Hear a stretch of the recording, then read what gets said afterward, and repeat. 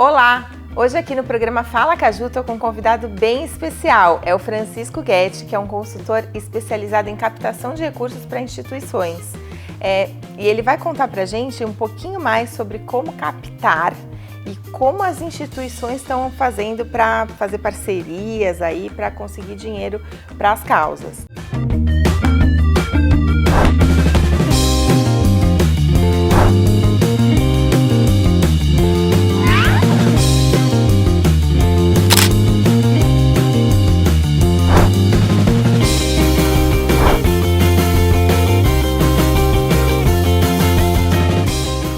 Fran, em primeiro lugar, te agradeço por ter aceitado o meu convite. Obrigado. E eu queria também saber um pouquinho de você, porque eu sei que você já trabalhou no GRAAC, no Hospital Sírio-Libanês, em alguns outros hospitais. Então, como é que você chegou até aqui? Obrigado, Ju, por esse espaço aqui, participar do programa, uma honra. E, na verdade, eu vim do setor privado, já trabalhei desde novo, na verdade, tive minha primeira empresa com 17 anos. E há 14 anos, mais ou menos, eu atuo dentro do terceiro setor, né, trazendo recurso financeiro em várias frentes, seja a captação com o governo, seja a captação com pessoa física ou jurídica, e tentando, na verdade, buscar novos formatos e novas frentes, né, dentro do terceiro setor, isso há 14 anos, né, já trabalhando, e é um setor que eu me apaixonei. Legal, legal. Quando você fala terceiro setor, só para quem está em casa, porque outro dia um estagiário que trabalha comigo perguntou assim, o que é esse negócio de terceiro setor? O que é o primeiro setor e o segundo setor? O terceiro setor são as instituições? São instituições. Tá. O segundo setor são as empresas e o primeiro setor, governo. Governo, então, tá, essa é a linguagem que a gente se utiliza. Que a gente usa, então, aqui no programa, para quem está em casa, é isso. Terceiro setor são as instituições que apoiam causas e que fazem coisas para a sociedade. Exatamente, né? as ONGs, todas as ONGs. Então, as ONGs, elas não têm dinheiro próprio, né? Elas dependem de recursos que venham ou da sociedade, ou do governo, ou da sociedade, assim, empresas e pessoas físicas, ou do governo, é isso? Isso. Tá. Na verdade, o que acontece, Ju? Até a gente falar assim, as instituições não têm dinheiro, né? E tem instituições, por exemplo, Sírio-Libanês, é um instituto que você fala, é uma instituição tem recurso financeiro, né? GRAAC, como a gente quando trabalhei, hoje as pessoas falam, são instituições que eles colocam como ricas, o que eu acho diferente de falar, eu já prefiro falar competentes, né? Porque são instituições que sabem trabalhar e sabem fazer um formato que posiciona, né, sejam as empresas ou o governo, de uma maneira que eles entendem que vale a pena fazer um investimento, né? Então, essa palavra que a gente fala de doações, depender de doações, para mim nunca foi um critério de doação, é um critério de investimento, né? Tá. Então, porque toda instituição ela presta um serviço e esse serviço tem um retorno que seja para a sociedade e até para a própria empresa e até para o próprio governo. A partir do momento que o resultado é para a sociedade, o governo está economizando recurso financeiro. Sim. Então, é um investimento que ele faz que tem um ótimo retorno, que senão ele teria que ter uma estrutura inteira igual àquela ONG ou aquela instituição tem, né? Para ele dar o mesmo resultado. Sairia muito mais caro. Então, para o dinheiro do governo, quando a instituição é uma instituição competente, vale a pena o investimento dele, porque o resultado para ele é muito maior do que ele teria que montar uma estrutura daquela. Né? Entendi. E aí, mas assim, são poucas as instituições que têm esse momento, né? Ou que tem essa situação atual. Porque eu vejo muita ONG por aí, e uma infinidade, assim, realmente para várias coisas, desde questões de saúde, até, né, nesse momento da pandemia, questões de educação, parte de animais, enfim, e muita ONG quebrada ou sem dinheiro. Exatamente. Ju, porque o grande fator é o seguinte, toda ONG, né, isso depois de todos esses anos passando, e ajudei mais de 600 ONGs para poder entender qual é o grande fator de dificuldade dessas instituições. E o fator normalmente está por um motivo muito simples. A pessoa que começou o projeto de uma ONG, ela veio para o idealismo. Ela não veio para um projeto, como se fala assim, quando você vai abrir uma empresa, você faz toda uma estrutura, um planejamento, né? Enfim, você faz toda uma estrutura executiva em cima daquele projeto, para que você fala, eu não quero perder dinheiro. Pelo idealismo, você vai muito pela paixão e acaba deixando a parte de gestão, toda a parte profissional, vamos chamar assim, meio de canto. Só que a instituição ela tem que pensar como um formato do segundo setor, que a gente chama, que são as empresas.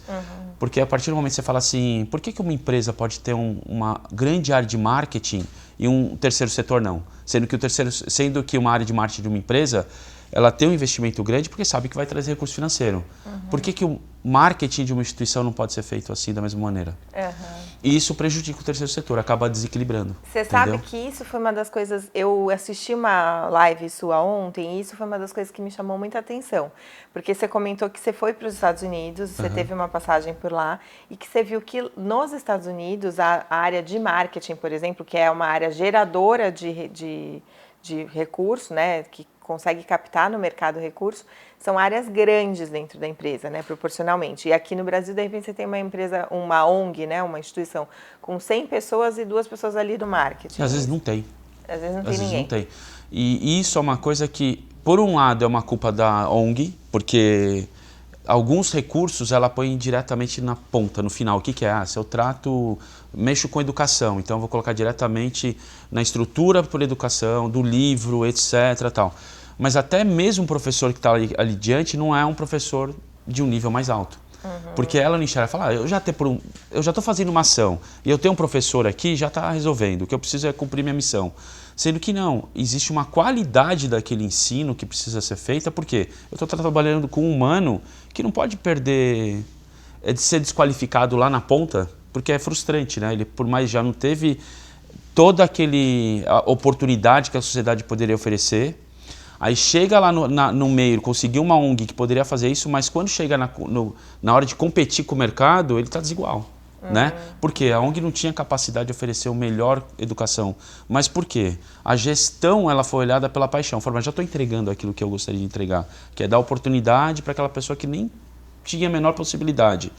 Mas já que ela começou com uma instituição, que é com uma ONG, ela tem que fazer uma estratégia por trás. O marketing, por exemplo, nos Estados Unidos, chega a ser 70% de uma instituição, né? De quantidade de equipe. Aqui no Brasil, não. Só que as empresas também, elas erram na hora de investir, porque eles investem diretamente na causa. Eles não solicitam assim, olha, vou investir num profissional, por exemplo, imagina um captador de recursos. As pessoas sempre procuram, eu preciso de captar recursos, preciso de captar recursos. Por que ele não tem um captador competente lá dentro? Porque custa. Só que se você pensa... Você acha que é porque custa ou porque falta profissional no mercado? Não, porque custa. Na verdade, hoje o captador de recursos, Ju, na verdade ele é nada mais, nada menos que um vendedor. Tá. Ele é um cara de vendas. Então o nome de captador de recursos, ele é para o terceiro setor.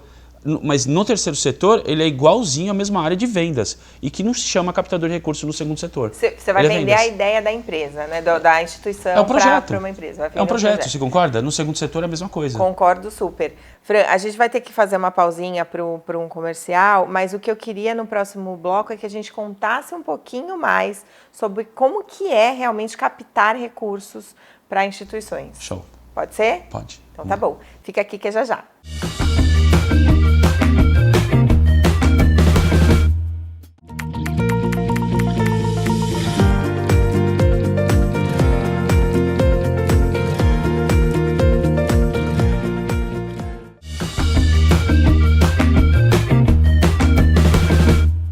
Estamos de volta hoje aqui com Francisco Guetti, que é especialista em captação de recursos para ONGs.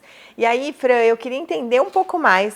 Você estava falando no bloco anterior que o captador de recursos é um vendedor, que vai vender projetos. Como é que faz para desenvolver um projeto desse e para captar, para vender essa ideia para empresas? Bom, na verdade, primeiro, a gente tem que acreditar num potencial profissional. Né? Esse é o grande fator, que muitas vezes as instituições, pelo idealismo, ela acredita muito direto na causa e esquece do lado profissional. Muitas instituições, elas hoje, vamos dizer, a gente tem mais de 300 mil instituições no nosso país. Só 2% estão extremamente profissionalizados. O restante são instituições pequenas que começaram por alguém que gostaria de fazer algo pela sociedade. Então, aquele fator, ele não faz com que a pessoa olhe aquilo com um lado profissional. Então, buscar recurso para poder conseguir colocar pessoas que possam trazer recurso para ela e que ela não fique cada vez mais dependendo de doações, que eles chamam, né? As instituições chamam, ou de repente de projetos só. Né? Então, hoje o que a gente vê no terceiro setor, a brecha que existe, trabalhar com uma área realmente parruda que seria de captação, que a captação, como a gente estava dizendo, é uma área de vendas. Para você ter ideia, no primeiro momento eu vim do setor privado como eu disse, entrei dentro do GRAC, eu comecei a contratar captador. Eu fiz 3 equipes. Só na terceira equipe que eu acertei. A minha terceira equipe foi vendedor de segundo setor. Um deles, para você ter ideia, era um vendedor de sufresh de bar em bar. E que vendia 300, 400 mil reais, normalmente, de sufresh. E na nossa instituição ele chegou a faturar 6 milhões de reais.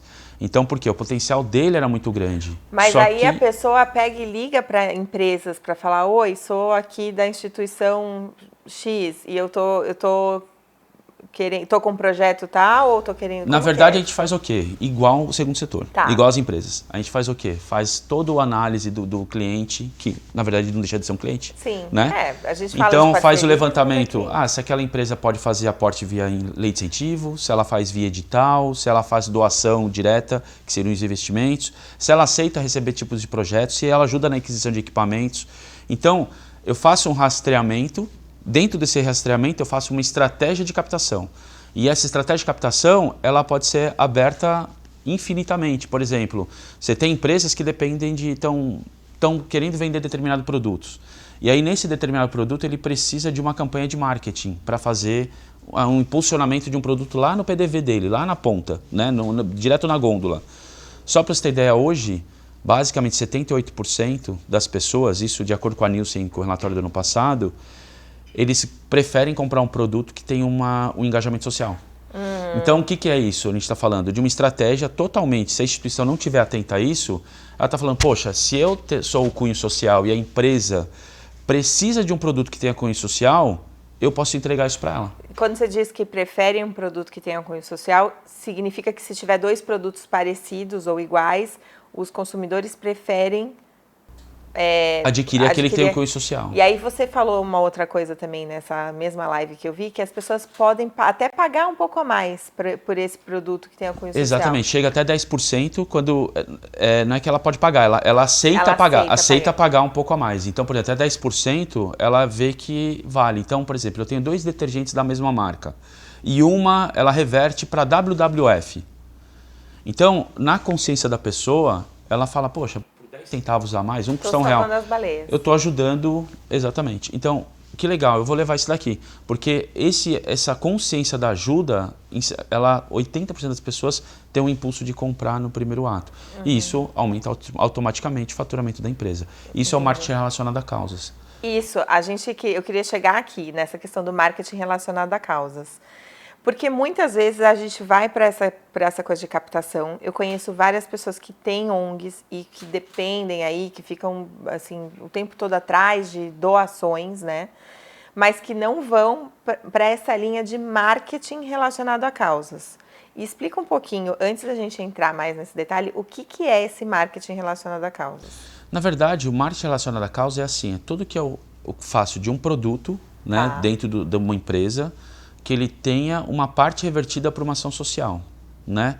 Então, eu tenho, como no caso, o que acho que a maioria dos nossos brasileiros no mundo conhece é o Mac Dia Feliz, né? Ele é o quê? Um dia que o McDonald's fala, olha, vá lá na minha lanchonete, compre meu hambúrguer e o valor integral daquele meu hambúrguer, que é do Big Mac, é revertido para uma causa social. O valor integral do hambúrguer. No caso do Big Mac, ele é o valor integral do hambúrguer. E o que é muito legal, aí a gente olha como empresário falando, nossa, mas por que ele doa o hambúrguer que ele mais vende naquele dia? Qual é o negócio por trás de tudo isso, né? Primeiro, eu atraio a pessoa num formato muito simples, que é assim, ao invés de você ir no seu restaurante, você gostaria de ir no italiano, japonês, etc., você vai no meu restaurante aquele dia, né? Então, eu faço um acúmulo de pessoas indo para aquele dia. Isso triplica a minha quantidade de venda. Só que o Big Mac está dentro de um combo. O valor revertido é o valor do Big Mac. O valor captado, vamos chamar assim, para o McDonald's, é o valor, na verdade, integral. Entendi. Então, esse é a inteligência de negócio. Se a gente pensar isso para cada empresa e para cada produto que tem, seja um projeto de cloud amanhã, né? Eu tenho empresas que estão contratando cloud hoje, por exemplo. Então, você fala, olha, só que da minha cloud, 10% eu dou para educação. Quer dizer, poxa, então já que eu vou comprar uma ou outra, eu vou comprar essa aqui que ajuda. Só que o grande fator ainda é que existe um vácuo entre essas empresas, o terceiro setor e o usuário, que vamos dizer assim, o cliente final, é a prestação de contas. Que ainda no nosso país tem aquela dúvida, será que o dinheiro vai? Será que o McDonald's colocou? Será que o governo colocou? A gente tem aquela desconfiança por N motivos que a gente já passou no passado. E esse fator da prestação de contas é o que pesa muitas vezes, mas ainda não está sendo problemático na decisão de compras.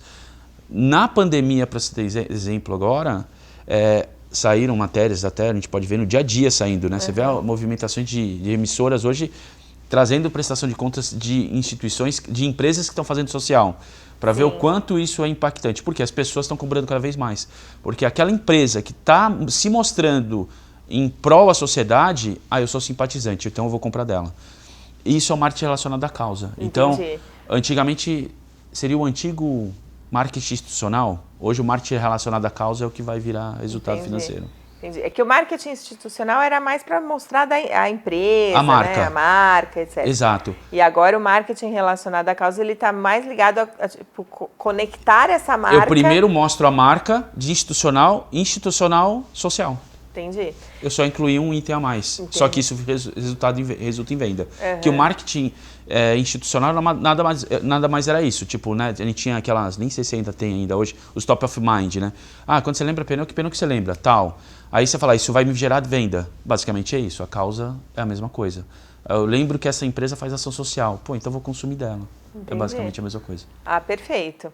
Então, eu queria muito que a gente explorasse um pouquinho mais no próximo bloco essa questão do marketing relacionado a causas, como encaixar isso dentro da área de marketing das empresas e como fazer, como uma ONG, uma instituição, para gerar essa visão de negócios nas empresas. Pode Show. ser? Pode. Então tá já. Fica aqui.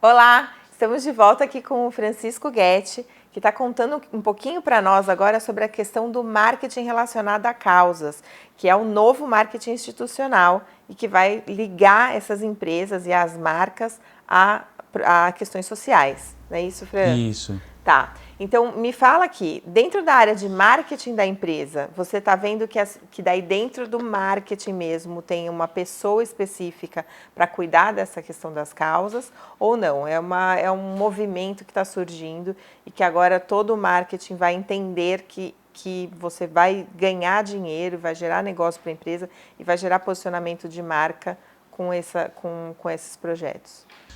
Então, Ju, na verdade é algo muito recente, vamos chamar assim, tá?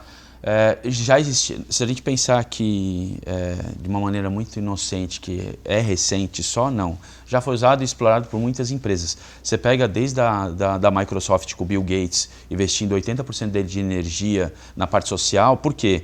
Ele coloca toda a parte de tecnologia em lugares que não tem tecnologia. Amanhã a empresa, né, aquela área que recebeu aquele recurso, que hoje mexe com o computador, mexe com o PC, etc., amanhã vai ser um consumidor futuro dele.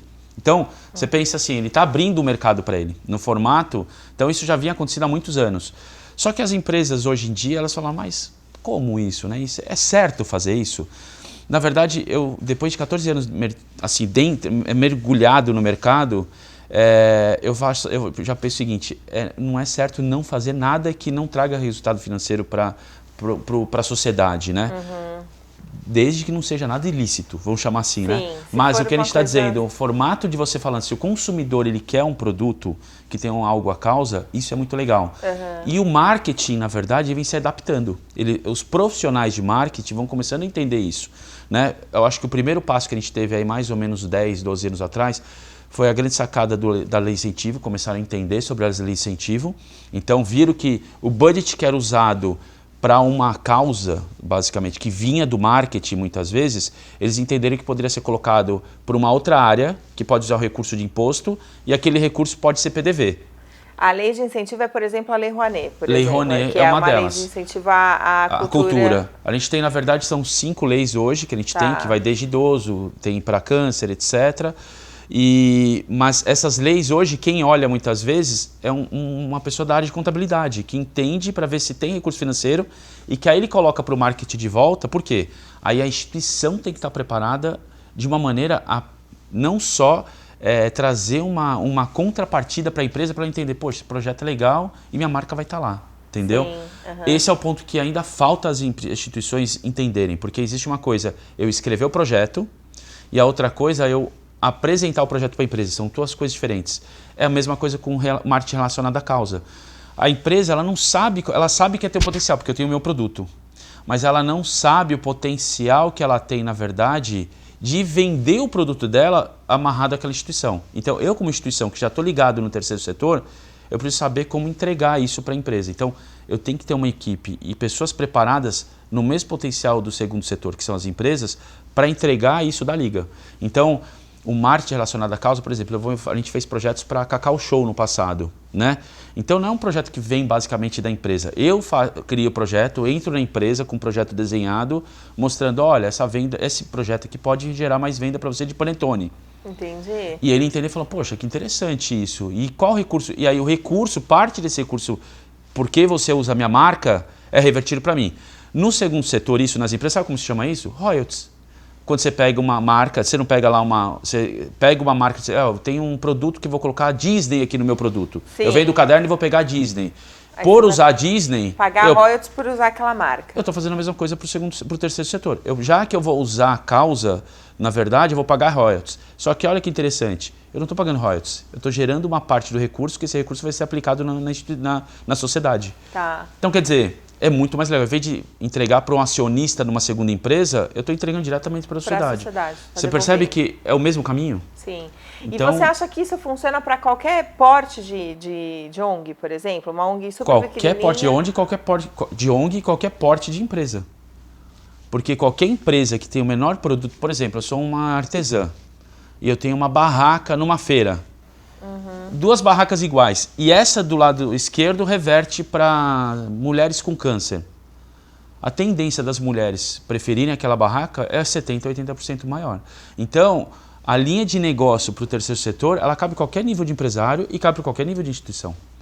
O que precisa essas empresas entenderem como o negócio dela e qual daquele produto ela desejaria alavancar e qual causa ela gostaria de adentrar num primeiro momento.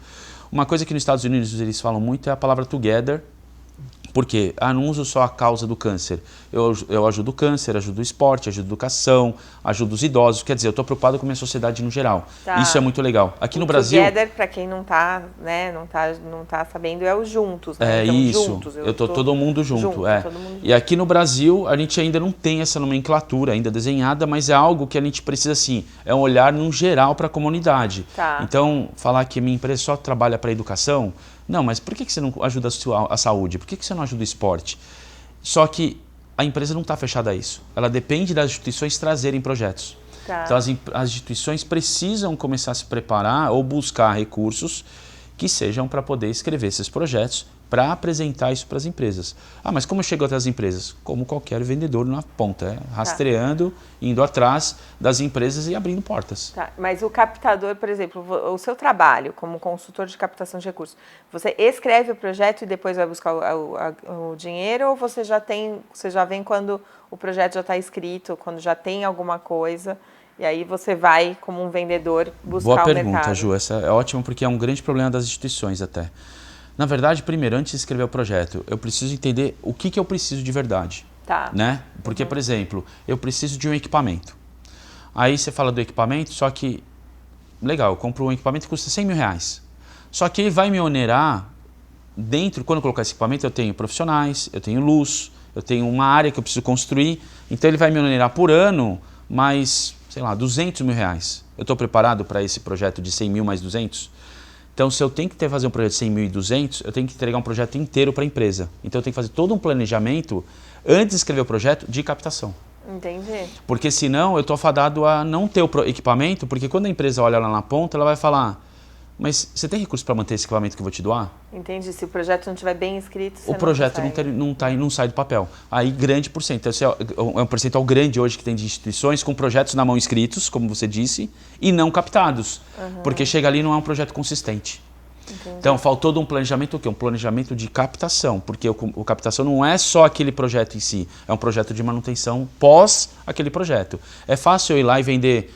Grac, eu vendo uma criança com câncer, entre aspas. É horrível falar assim, mas no fundo é uma linha de projeto. Tá. Mas só que assim, no fundo, eu estou usando aquela causa como um pedido de uma ajuda para um equipamento. Só que depois eu tenho que correr atrás de um outro projeto, porque eu tenho que trazer esse recurso financeiro para manter aquela equipe. Entendi. Que, se você pensar na linha de governo, o governo compra muito equipamento e o equipamento está parado, não é? Entendi. Faltou não planejamento para manter. de captação. Fran, eu adorei. A gente está acabando nosso tempo, mas eu já quero, porque eu tenho aqui um projeto, né, de educação, eu tenho toda uma ideia de educação e preciso de ajuda para captar. Vamos lá, Francisco, vamos para esse mercado. Aí você volta para contar como foi. Ótimo. Pode ser? Combinado. Então tá joia. Muito obrigada por ter vindo, Eu obrigada a você por ter assistido. Obrigado a você e obrigado a você que acompanha a gente.